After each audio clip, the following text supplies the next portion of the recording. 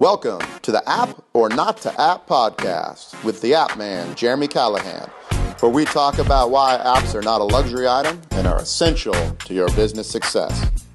I've been in the mobile industry for over 20 years, and the question I always get is to app or not to app. Definitely, you must app. Mobile apps can help your business reduce costs, increase leads, and reduce manpower. An app is not a luxury item, it's a necessity. So let's get started making you money.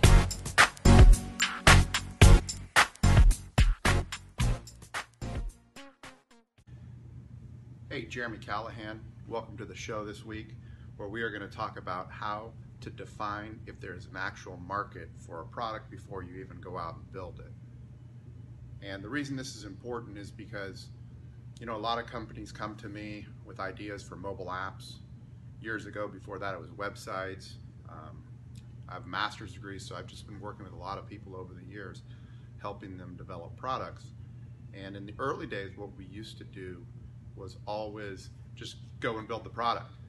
I was happy to kind of have a new client and have some money, and if somebody had some money to spend, I was always in to just go and build whatever they wanted to build. And many times, there was never a market for the product, or the client would get their finished product and they just wouldn't market it correctly. And so what I started to realize over time was that I didn't want to be involved in projects that were just dead-end projects that never went anywhere, and we never really understood that process, is there an actual market? So this podcast today is to define if there's a market before you build a product. And this could apply to anything. It doesn't have to be a mobile app. It could be a website. It could be a hard product. Say you wanted to create some sort of physical device that you want to sell in stores. Maybe you want to import something from China. Is there a market for it, right? And so I'm going to give you some examples of how to determine that. And the first one is a personal one of mine. And I'm just going to walk you through this process because it's a great example. And about 2 years ago, a friend of mine came to me. He has a painting company, and he has this website, and he wanted to update the photos on his website. And it was just I just did it for him as a friend. It didn't take me very long. It took me like 15 minutes to change these pictures out. But while I was doing it, I noticed on his website there was a contact form, and you probably have a contact form on your website, no matter what business you're in. And I always say contact forms are tired. They're tired. They're long gone. They're yesterday's news. Nobody replies to the contact form anyways. They may send you an email, but it's very rare an actual legitimate person fills out your contact form on your webpage. So I came across this product just randomly. Somebody had that I was trying to contact for a meeting. They said, hey, I have this link. It's called Calendly. Calendly, CALND.LY. That's their URL if you want to look them up. Calendly or something like that. I don't know how you exactly say it. But anyways, you go on there and they have a free widget. And what the widget does, I'll show you on my screen right now if you're watching. If you're listening to this somewhere online, check us out on YouTube. Jeremy Callahan is the channel on YouTube. And you can look it up and see what this actually looks like. But if you're just listening on the podcast, then you'll have to listen to my description. So basically what it is you open it. It's a website. It ties into your existing calendar, your Google Calendar, your Yahoo Calendar. I don't think it ties into a iCalendar for a MacBook. It may now. And what you do is it basically shows all the times you're actually open for a meeting. And this guy that I was trying to contact, in his email signature, it said, book a time with me. And it had a link. And I clicked on the link, and it showed all these, there was like 4 or 5 round circles of the days of the week, Monday, Tuesday, Wednesday, Thursday, Friday. And then you click on each day, and it would actually show the time slots available for that. And so it's really handy, and it's free. Well, there's a paid version. So the free version, their branding is on it. So if you go to my website, jeremycallahan.com, and you click schedule a call right now, you'll see this widget. It pops up and it has the calendar there, and you just pick a day and you pick a time. And the beauty of it is it sends you a confirmation, it sends me a confirmation that there's been a meeting. If you change the meeting time or I change the meeting time, then that also shows up. It re-emails everybody. It sends us a reminder the day before the meeting or an hour before. You can set up, when you're in. And you can go onto the website version of it, and you can pick, actually, if you say you don't want to be available before, 11 a.m. every day of the week, then you can just block that time off. And then if you have something else on your calendar, like say you have another meeting with another client, and you actually put that in through your Google Calendar or your Yahoo Calendar or whatever your Outlook calendar, it blocks that time off. So it's really handy, because one of the things you think about in this world that I know I personally waste a lot of time with, and I bet you do as well, is scheduling. Hey, I want you to be on my show as a guest. And you say, yeah. And I say, well, okay, well, when? And Wednesday. And then we're emailing back and forth. And it's really inefficient and it wastes a lot of time. So I had come across this product, Calendly, and I thought, well, I'll put it on my website.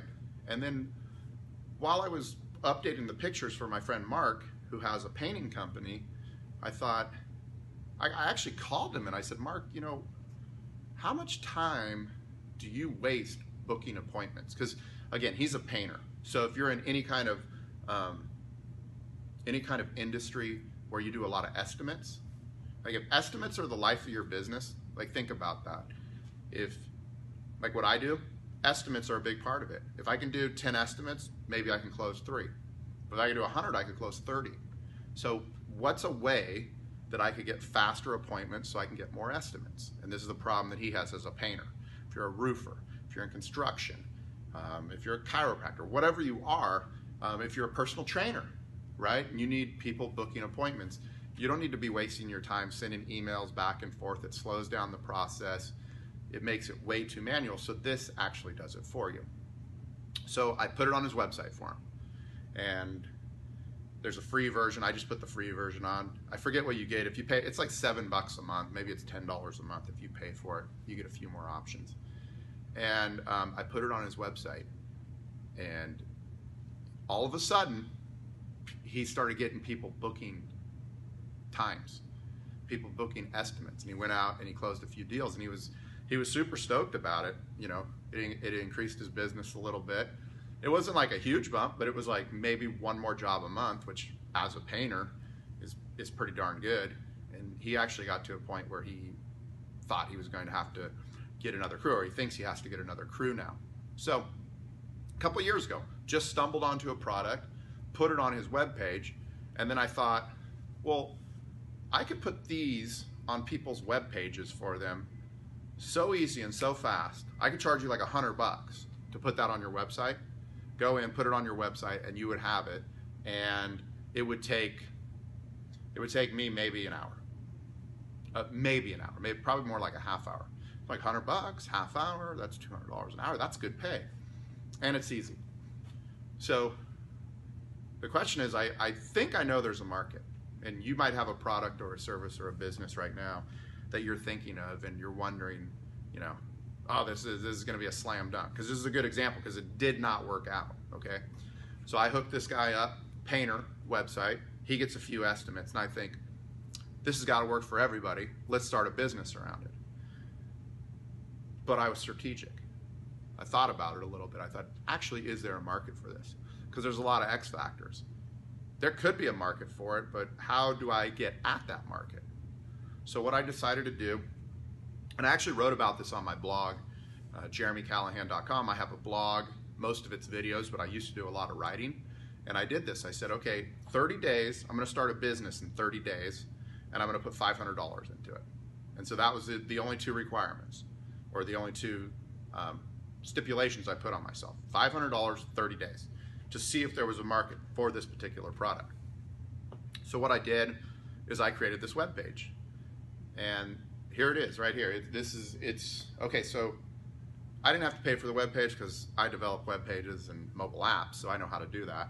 But you could have a page like this created for, $50, maybe less. Real simple. 1-page landing page.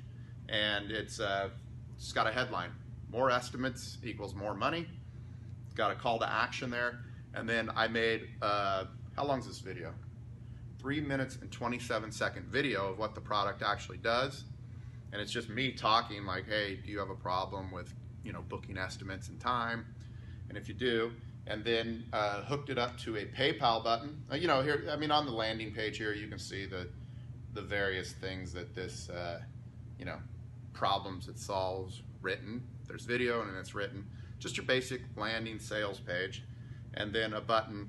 It's actually $50 on it right now, but we tried it at 100. We tried it at 50, and links to a PayPal account, so somebody can go in and sign up.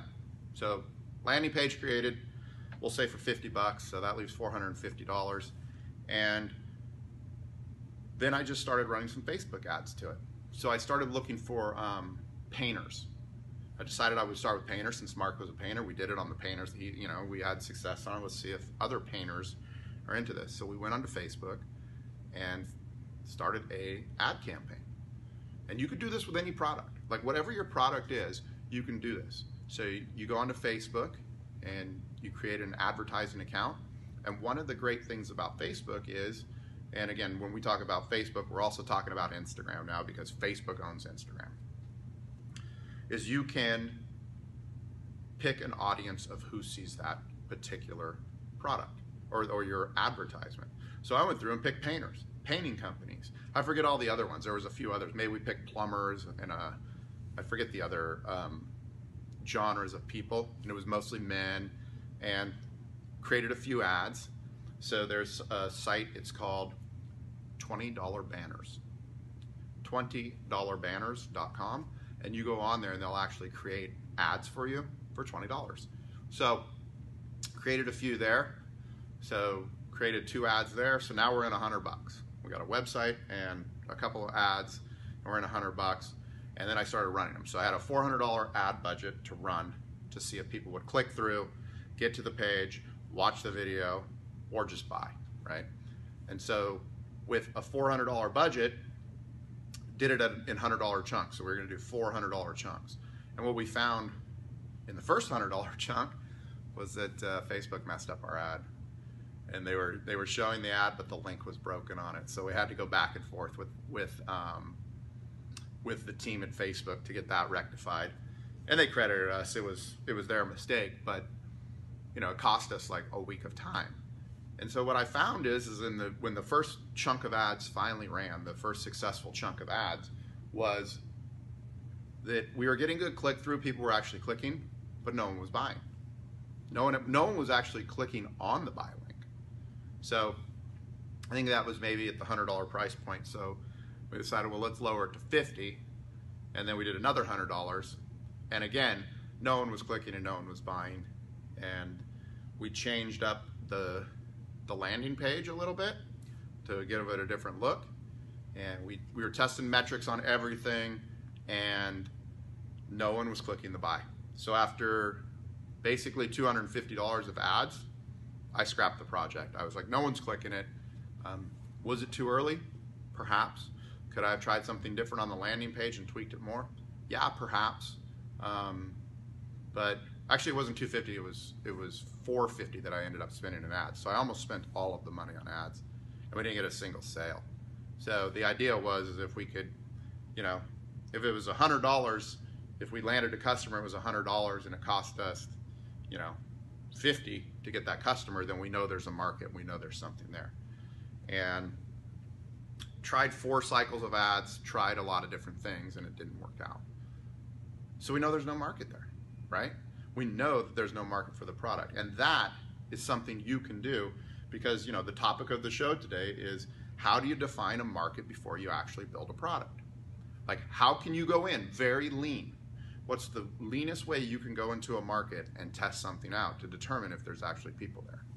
Don't tell me in your gut that you've got a $1 million idea and everybody's going to love it and everybody's going to share it. You might be right. 9 times out of 10, you're wrong. So determine if there's a market there. I'll give you another example of a market that defined, and this one was successful, and this was for my app ShoeSwipe. So ShoeSwipe is an app that is Tinder. It's exactly like the dating app Tinder, where you swipe right and you swipe left, except for it's all shoes. And there's about 50,000 shoes inside of ShoeSwipe. And you swipe through, and based on what you like and dislike, we start to learn about things. And then, you know, that's what we do. So I had started, and this is, again, I stumbled upon and learned it. I could have done this way up front to begin with. But I went onto Facebook and I created a group, you know, like a ShoeSwipe business page. And then on that page, I went into the ads section. And in the ads section, there's something called a like campaign. Like, I like that. And so what you do is you pay, I don't know, I probably paid 50 bucks. Actually, I only paid 25. And I just wanted people to like my page, ShoeSwipe. And so people started liking it, and I paid a little bit more money, and more people liked it. And I think I ended up paying about 80 bucks, and I got 500 people that liked ShoeSwipe.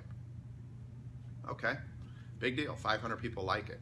Well, what Facebook also has is what they call a lookalike campaign. So out of the 500 people that actually went in and liked my app, they do a lookalike. They go and they find 2 million people that are exactly like those 500 or very near, same age, same gender, maybe same income, I don't know. They have all these different price or marketing points or whatever you call them. And they basically go in and they define an audience. So based on 500 people, they found, it wasn't 2 million, it was maybe like 400,000 other people. So now I know that there's a specific type of person that likes my page. It was all women. It was women between like 25 to 34 was the majority of it. And there was kind of women above that age range and below that age range as well. So we knew that. And then we also knew that based on that those 500, now we saw a market of 400,000. And we test ran ads to that 500 group as well, to really make sure that there was a market there. So we know there's a market there. So I'm going to kind of put it to you right now to think about, you know, what's a way you can define a market before building your product. And that's just, you know, I just gave you examples of Facebook advertising and Instagram advertising that you could use. And I want you to just get your mind thinking. How can you test it? You know, how can you socially hack something to test it? Like, I'll give you another good example. And this is different. This is completely different. Guy comes to me, he's got an idea for an app for a real estate. For a real estate app that basically somebody will show up on demand and show you a house. So if you're in front of a house, you can say, I want to see this house, and it would go out to all the agents, and then who's ever closest at that point can come and show you the house. The Uber for real estate listings. It's a good idea. But how can we test that? We can't run ads. I mean, I guess we could run ads. But a better way, a real simple way to test it, was on every house there's a real estate sign. So I said, well, why don't we just socially hack the sign and put something on there that says, text, show me to 9600. Have you ever seen those? Sometimes you'll see these in like marketing conferences and stuff. It'll be like, text Jeremy to 9600. And then when you do that, it'll actually send you a link to like my webpage or whatever, right? So, by the way, don't text Jeremy to 9600 because I don't have that set up. But it sends information. So that was my thought on it. I'm like, hey, let's just put a sign on there that says, text show me to 9600. And then you could type in the address on this, and then it would say, it would text you back immediately and say, what's the address? And you say, you know, 1400 Central Avenue, and it's like, boom. And then we weren't gonna send an agent or do anything. All we were gonna do is just track if there was traffic for that, if people actually would text it. So we actually never ran that test because the client didn't want to move forward with the app, but I did suggest that. So these are some ideas of ways that you can get a product out there in front of people in a social environment, socially hack it, so you can see if there's something out there for it. Yeah, so I mean, It can be, and it doesn't have to be that complicated. It doesn't have to cost you any money. Like you could just start a social page on Instagram. You could start a page on Facebook, on any other social media platform, and see if people follow it. See if people share it. There's an app, it's called Shine. Shine Text, S-H-I-N-E, Shine. Bing. It's shiny. And what it does is it sends you like I think it sends you an inspirational quote, but what it wants you to do is like take some action as well. So it's not just a quote of the day. It's like, hey, here's a quote of the day, and then and then it always has like a challenge for you. And like a challenge would be real simple. It'd be like, send a positive message to someone in your family. And then the next day it might get a little more difficult for you. It'll say like, send a positive message to someone you don't like. Write something positive on their Facebook page for someone you don't like. So it's this app that they want you to socially go out and, you know, interact with other people in a positive way. Great idea.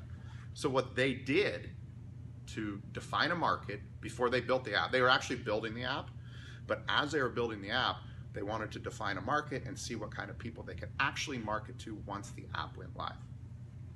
And again, the topic of the day is, how do you define a market before you build anything? And they did a great job. What they did is they created a Instagram page, and on the Instagram page, they started a 12-day challenge. And it was stuff like that. It was like, send a text to somebody you love. Day 2, send a text to somebody you haven't talked to in 5 years. Day 3, send a text to somebody you hate, right? And they started getting a lot of people sharing it, and they did a really good job. So like, if you're a good marketer, this is something like that. If you can get people to share something before you've even went live with a product, then you know you got a market there. And what they did is not only that, not only did they do the 12-day challenge, but they did a 30-day challenge. They did a lot of other little neat things. And if you look at their Instagram page, it's Shine Text again, or their webpage, they have some good blog posts about some other things that they've done to really get engagement around their app and their product. And what they found is, as they were going through this process, because they did this for 6 months before the app launched, and like 2 months in, 3 months in, they kind of started changing their product, because they started realizing what people were actually doing on social media, and what they go, oh, you know, actually people want this feature. They would find more value in this feature. And so that's what they did. And so again, when we talk about it, is there a market for your idea? And again, I develop apps, I develop websites, mainly apps, and you know, I always want to make sure there's a market for my customer before we go in and develop an app. And then not only that, is there a market? How can we market to that app? So we don't get way down the road where the app's about to launch and we go, well, we better start thinking about marketing, right? We want to start thinking about that very early on in the process, and helping our clients think that way early on in the process. So a lot of it becomes, and if you've listened to, you know, my other recordings, I always talk about the most important step in any product is prototyping. You know, how can we prototype an idea, your idea, and get it in front of somebody so they can actually see something and test it? Because we have an idea. I got an idea for an app right now. Just came up with one today. Another great idea. $1 million. Cannot miss idea.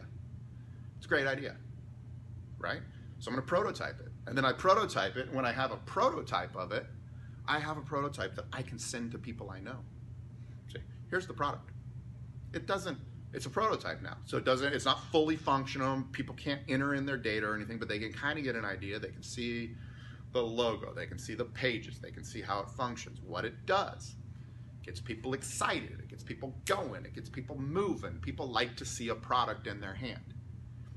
It also gives you an opportunity when somebody sees it in their hand, they go, well, it doesn't do this and it looks ugly. So you better be prepared for that negative feedback, because it always comes. Everybody wants to help you design your product. Everybody does. So that's the good news. So prototyping is always the most important step in developing any product. And so, you know, I would say at the same time, defining if there actually is a market is also the most important thing. And I think they actually tie together and they go hand in hand, because a lot of times you might not be able to actually define if there's a market unless somebody actually sees an actual product, right? At the beginning of the show, I kicked off and I talked about the estimation tool, and that's just a virtual product, so we can put that on the internet and anybody can see it and they can give us feedback on it and we can actually see if there's a product there. Then I talked about ShoeSwipe. I talked about like how do you create Facebook groups and get people to like it and actually see if there's an audience, see if people share your stuff, right? And then we talked about the real estate one, like how maybe we could just socially hack it. Maybe we could just do something in the real world that's not even on the internet. Even though it's a mobile app product, there was a way to test that mobile app in the real world without actually ever developing a mobile app or running an ad on any kind of social network or anywhere on the internet. We didn't have to run an ad. We could just put it on the sign and see if somebody called. And so very important, if you do have an idea for any product, make sure you define how do you define if there's a market before you actually get to that product. So if you need help with ideas about how to get started in this, please contact me, jeremycallahan.com. Have the YouTube channel, follow me there. Have the podcast. Please give me a follow, a like, a share. I really appreciate it. I hope you found value in this today. I hope there's a way that you and I can work in the future and I can help you define if there's a market for your product or service.